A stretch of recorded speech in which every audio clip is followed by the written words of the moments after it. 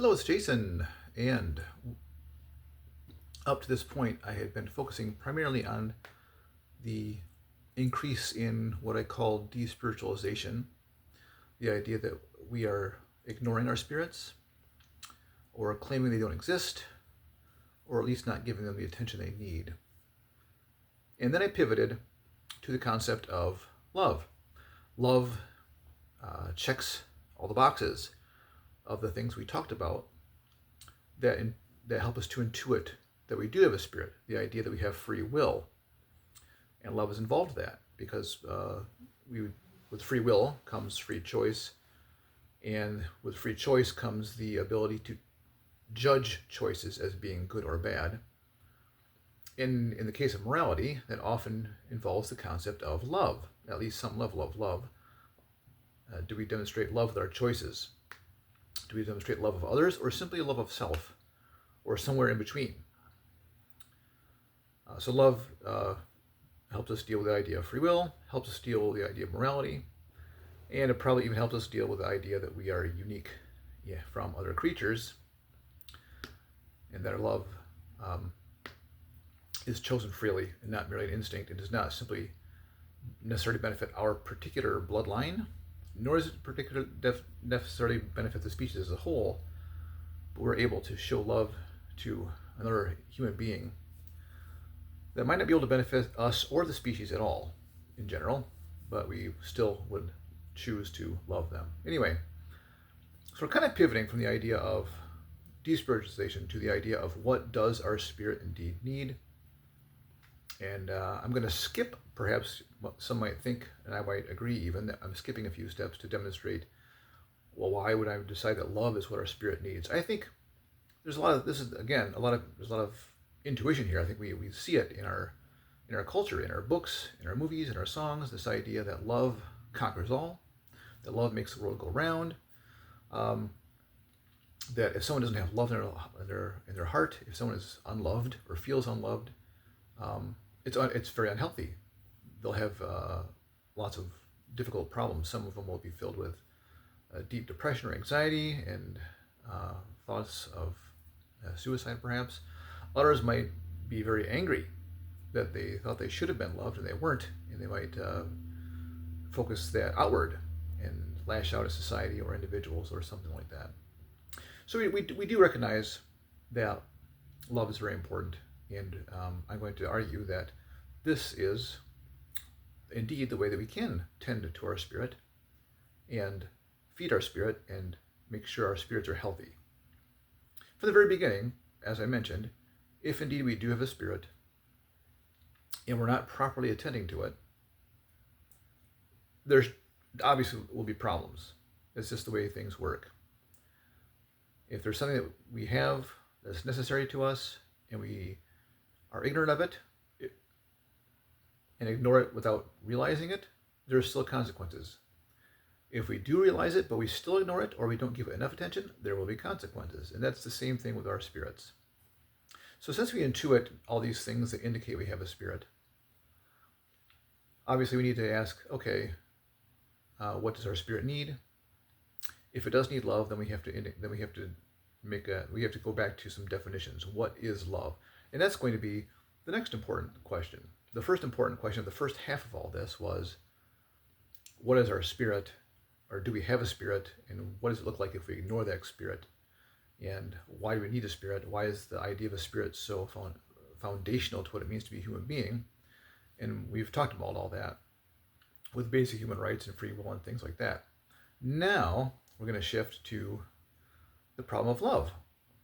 So if the de-spiritualization over times is in my opinion, one of our biggest problems, I'm going to say our definition of love is one of the most important discussions you can have.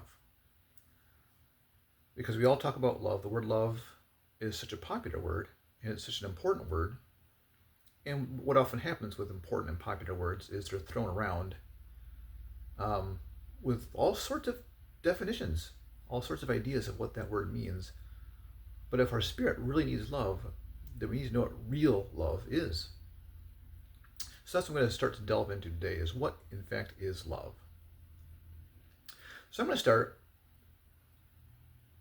with a very basic definition that love is the concern for and the well-wishing of another human being.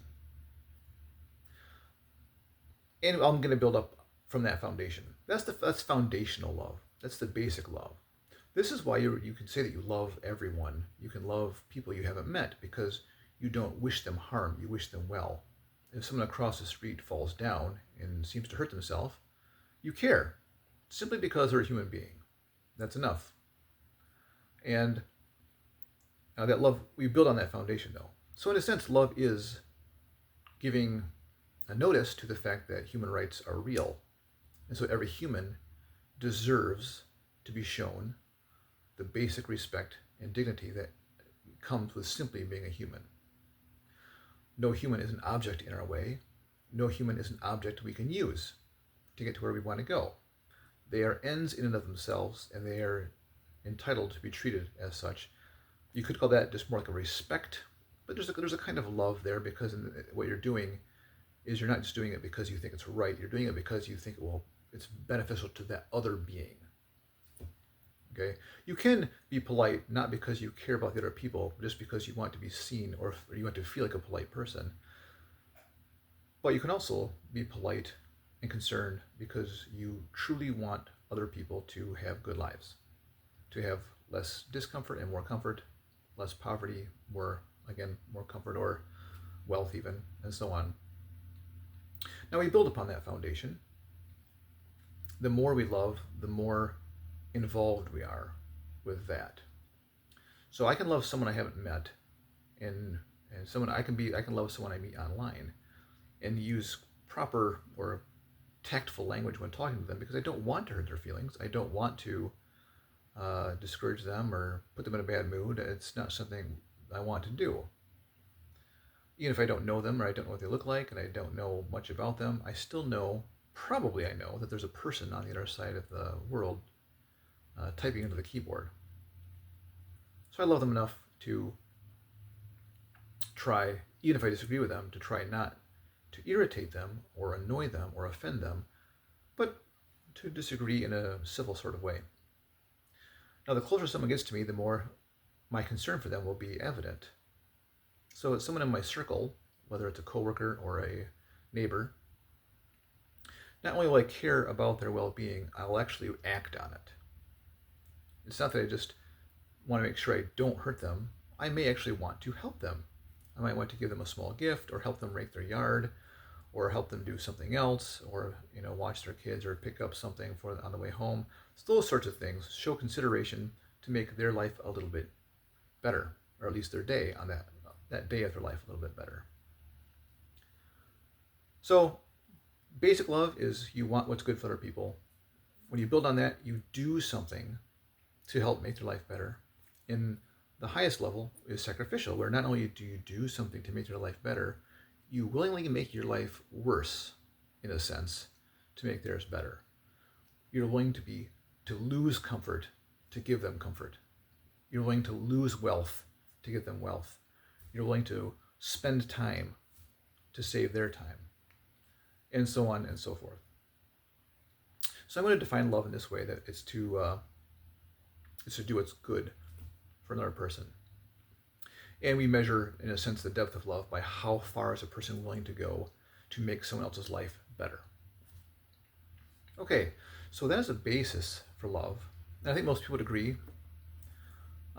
It's time to look at some of the confusion about what love is, because here's where it does get a bit tricky.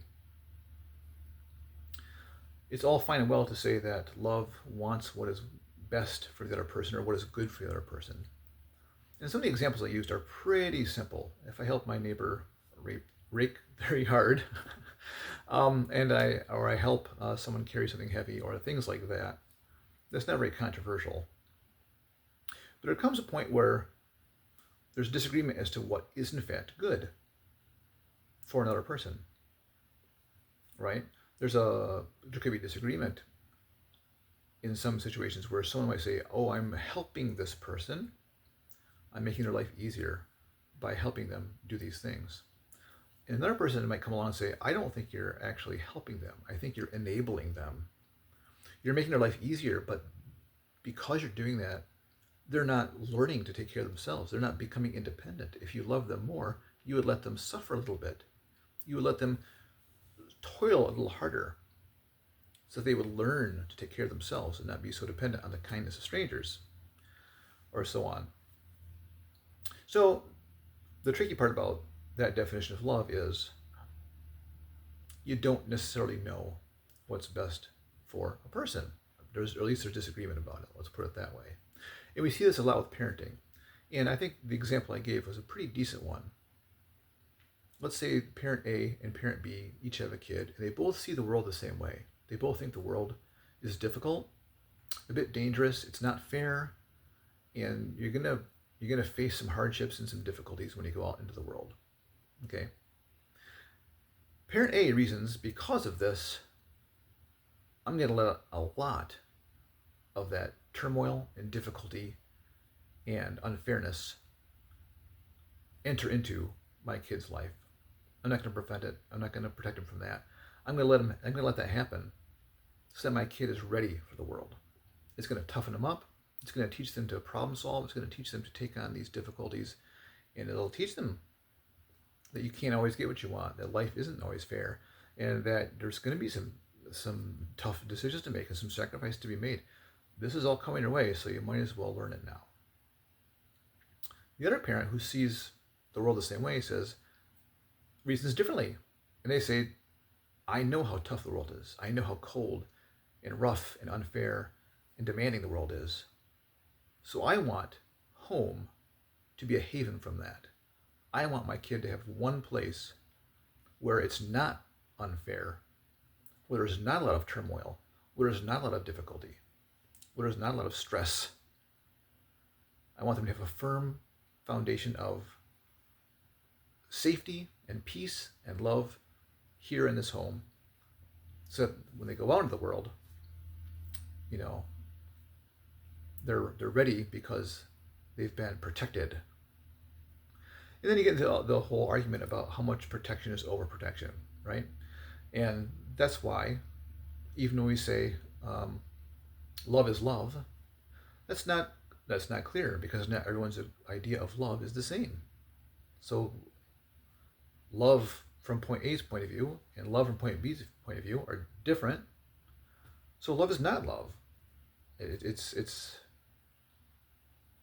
It depends on how you define love, and there are lots of different definitions for love. So I'm going to look at the history of love real quick in our lives. I'm going to make this one a little bit shorter, and I'm going to do that next time. How do we learn about love? Because this is an important lesson. It helps us to define love in a way that I think you'll find interesting.